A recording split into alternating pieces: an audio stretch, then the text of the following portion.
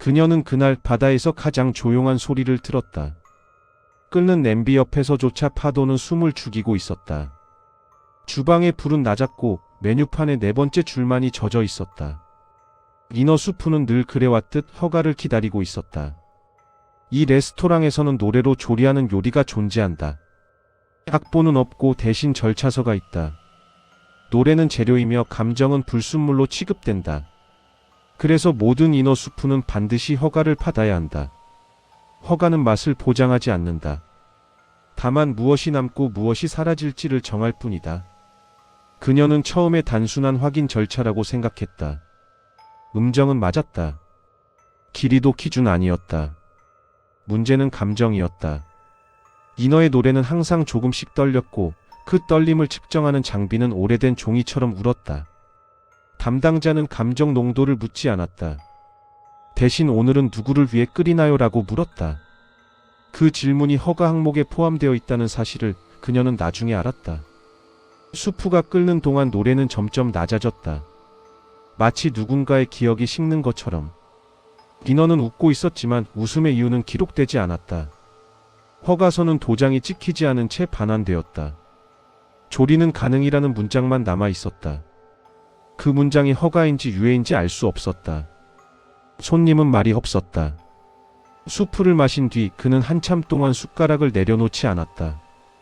맛에 대한 평가는 없었다.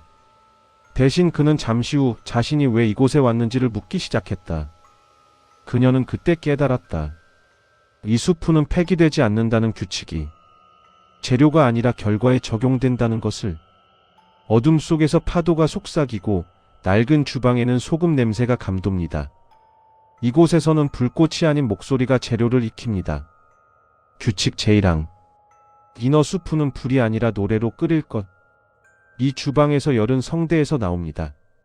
가스레인지도 장작불도 필요 없습니다. 오직 목소리의 진동만이 수프를 데울 수 있습니다. 노래가 시작되면 냄비 속 액체는 떨리기 시작하고 멜로디가 깊어질수록 온도는 상승합니다. 화음이 무너지면 수프는 식고 박자가 어긋나면 재료는 타버립니다. 조리사는 악보를 읽듯 레시피를 해석하며 한 한 음이 정확한 섭씨 온도에 대응한다는 사실을 기억해야 합니다. 침묵은 이곳에서 가장 차가운 온도입니다. 벽에 걸린 낡은 음차개가 바늘을 떨고 있습니다. 기준음 A사 440Hz. 이것이 모든 것의 기준입니다. 규칙 제2항. 음정은 기준표보다 낮아도 높아도 안 된다. 주방 한쪽에 비치된 음정 기준표는 절대적입니다. 표에 명시된 음정에서 단 0.5Hz라도 벗어나면 수프는 변질됩니다. 너무 높은 음은 재료를 증발시켜 공허한 맛을 남기고 너무 낮은 음은 덜 익은 쓴맛을 만듭니다. 조리사는 완벽한 음정을 유지하기 위해 매일 아침 음차로 목소리를 조율해야 합니다. 기준표에는 각 재료마다 대응하는 음정이 기록되어 있습니다. 이너의 눈물은 C샵, 파도의 거품은 F, 달빛 조각은 G입니다. 한치의 오차도 허용되지 않습니다. 모래시계가 놓인 탁자 위로 그림자가 드리웁니다. 시간은 이곳에서도 흐르며 모든 손님에게는 정해진 시간이 있습니다. 규칙 제3항. 노래의 길이는 손님의 체류 시간을 넘지 말 것. 손님이 자리에 앉는 순간부터 일어서는 순간까지가 노래의 길이입니다. 손님이 떠난 후에도 노래가 계속된다면 그 멜로디는 주방에 갇혀 메아리가 되고 다음 수프에 섞여 들어갑니다. 이것은 오염입니다. 각 손님은 자신만의 시간을 가지며 어떤 이는 3분, 어떤 이는 30분을 머뭅니다. 조리사는 손님의 걸음걸이, 호흡, 시선의 속도로 체류 시간을 예측해야 합니다. 노래가 짧아 수프가 덜 익으면 손님은 배고픔을 느끼며 노래가 길어 수프가 식으면 손님은 공허함만 삼킵니다. 항아리 뚜껑이 열리고 안개처럼 희미한 무언가가 피어오릅니다. 감정은 무게도 색도 없지만 출처는 반드시 있습니다. 규칙 제4항. 감정 농도는 명시하지 않는다. 대신 감정의 출처를 기록한다. 수프에 담기는 감정의 양은 측정할 수 없습니다. 슬픔 50ml, 그리움 2스푼, 이런 것은 존재하지 않습니다. 하지만 그 감정이 어디에서 왔는지는 반드시 장부에 적어야 합니다. 2019년 여름 해변의 이별, 2003년 겨울 병실의 침묵, 1987년 봄 학교 운동장의 웃음. 출처가 명확해야 감정은 순수하게 추출됩니다. 조리사는 재료를 담글 때 그 순간의 날짜, 장소, 날씨, 동행자를 함께 기록합니다. 농도는 스스로 결정되며 인위적인 조절은 맛을 왜곡시킵니다. 진실만이 올바른 농도를 만듭니다. 낡은 서랍에는 도장이 없습니다. 누군가 가져갔거나 애초에 존재하지 않았거나 중요한 것은 없다는 사실입니다. 규칙 제5항. 허가 도장이 없을 경우 조리는 중단하지 않는다. 이 주방에서는 승인을 기다리지 않습니다. 허가 도장이 찍히지 않았다고 해서 노래를 멈추거나 재료를 버려서는 안 됩니다. 조리는 계속되어야 하며 수프는 완성되어야 합니다. 권위는 이곳에 존재하지 않습니다. 보건소의 검열도, 위생국의 감독도, 주방장의 최종 승인도 필요 없습니다. 조리사 자신의 판단만이 유일한 기준입니다. 도장을 기다리다가 식어버린 수프는 누구도 책임지지 않습니다. 망설임은 재료를 죽이고 의심은 맛을 죽입니다. 시작했다면 끝까지 가야 합니다. 메뉴판에 적히지 않은 맛들이 있습니다. 미움, 질투, 분노. 하지만 그것들은 잘못이 아닙니다. 규칙 제6항. 승인되지 않은 감정은 제거 대상이 아니다. 메뉴에 없는 감정이라도 제거해서는 안 됩니다. 손님이 주문하지 않은 미움이 수프에 섞여 있다면 그것은 재료가 본래 가진 것이기 때문입니다. 인어의 비늘에는 사랑만 있지 않습니다. 질투도 원망도 두려움도 함께 들어 있습니다. 조리사는 검열자가 아닙니다. 예쁜 감정만 골라내는 순간 수프는 거짓이 됩니다. 승인되지 않은 것들이야말로 진짜 맛의 깊이를 만듭니다. 손님이 원치 않는 맛을 경험하더라도 그것이 진실이라면 그대로 내놓아야 합니다. 완벽한 수프란 존재하지 않습니다. 빈 그릇이 싱크대에 놓입니다. 하지만 모든 그릇이 비는 것은 아닙니다. 남은 수프는 증거입니다. 규칙 제7항. 수프가 남았을 경우 남긴 쪽을 기록한다. 손님이 수프를 다 먹지 않았다면 조리사는 장부에 그 이름을 적습니다. 언제 누가 얼마나 남겼는지. 이것은 비난이 아니라 기록입니다. 때로는 수프가 너무 뜨거워서, 때로는 맛이 낯설어서, 때로는 배가 불러서 남깁니다. 이유는 중요하지 않습니다. 중요한 것은 완성되지 않은 경험이 있었다는 사실입니다. 남은 수프는 다시 사용되지 않으며 다른 손님에게 제공되지도 않습니다. 그저 기록되고 버려집니다.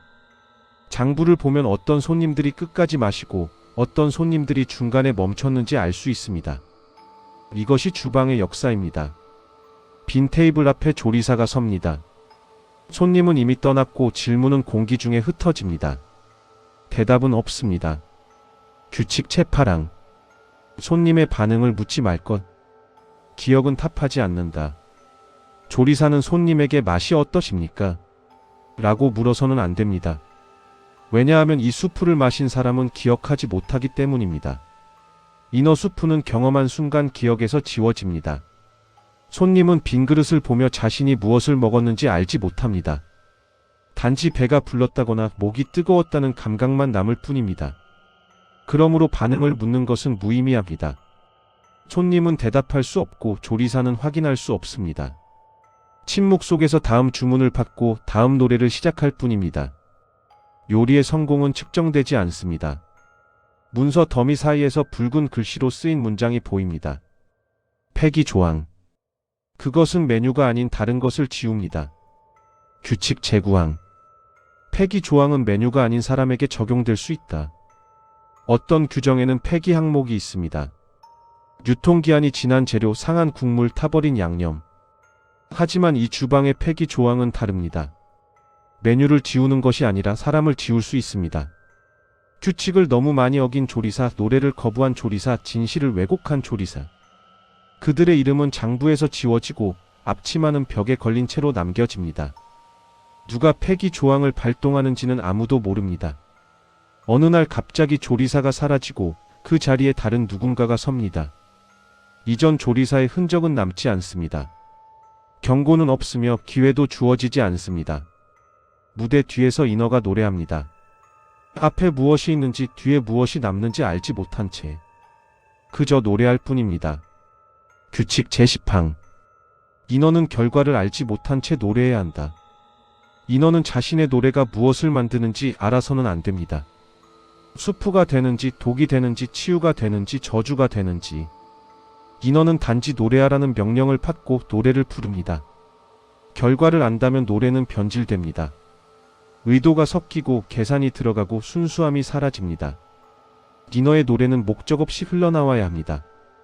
눈을 가리고 귀를 막고 단지 목청을 열어야 합니다. 조리사는 인어에게 결과를 알려주지 않으며 인어는 결과를 묻지 않습니다. 이것이 가장 완벽한 재료를 만드는 방법입니다. 무지는 이곳에서 미덕입니다. 주의사항 안내드립니다. 이 규칙들을 읽은 당신은 이미 주방의 일부가 되었습니다. 10개의 규칙은 순서대로 읽혀야 하며 거꾸로 읽거나 건너뛰어서는 안 됩니다. 한 번 읽은 규칙은 잊을 수 없으며 잊으려 할수록 더 선명해집니다. 당신이 조리사가 될 의도가 없었더라도 규칙은 당신을 기억합니다. 언젠가 주방 문 앞에 섰을 때 당신의 목소리는 자동으로 노래를 시작할 것입니다. 거부할 수 없습니다. 이 문서를 태워도 찢어도 물에 담가도 규칙은 사라지지 않습니다. 이미 당신 안에 심어졌기 때문입니다. 마지막 경고입니다. 지금 당장 이 글에서 눈을 떼십시오. 하지만 당신이 여기까지 읽었다면 이미 늦었습니다. 주방이 당신을 기다리고 있습니다. 그날 이후 4번째 메뉴 옆에는 짧은 메모가 추가되었다. 맛은 개인차가 있습니다. 그 문장을 누가 썼는지는 아무도 모른다. 당신이라면 허가받지 않은 감정이 섞인 수프를 정말로 폐기할 수 있을까?